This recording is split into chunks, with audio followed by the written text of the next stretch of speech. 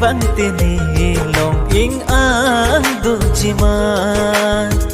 ili kachitong lasine nang chong hambong joy joy ni sing chi parong lan kai along nang levang tini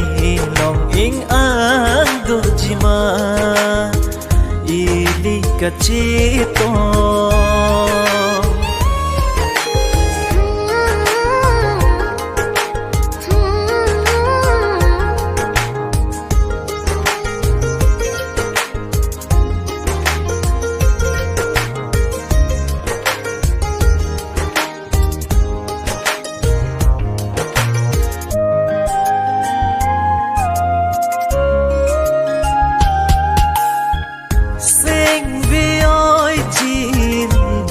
non malong char nam goni kar julong son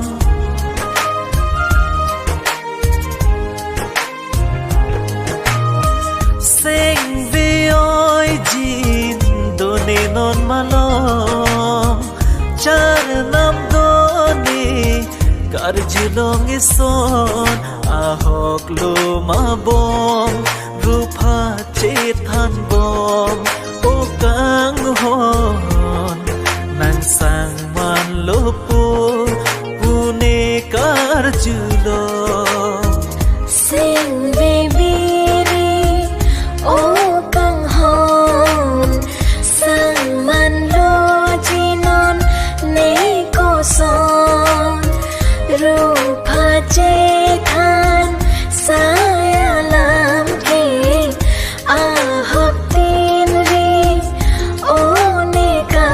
hon nang phan nang ti ne un ji ne ko son nang chon puli ne phan nang ma tha no lan kai anong nang levang tini long sing vi che the non li bo che long po bo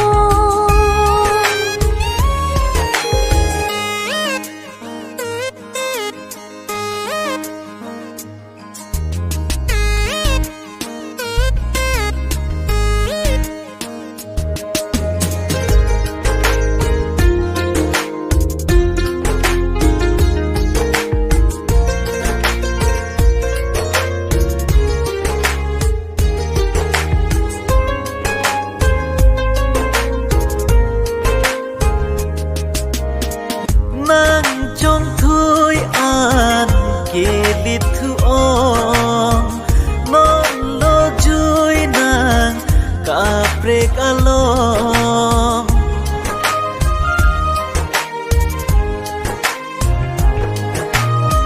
sing ne oi ri ni phan kang hon ni ro alam patoi ji ko son sai jog je lo nang aka prek along kang hon ni chong thui ri nang ni phan la pu son lan kai along nang bang vi do kang hon sing ta ki reng me ni chong thui ri la son la an ni sing che paro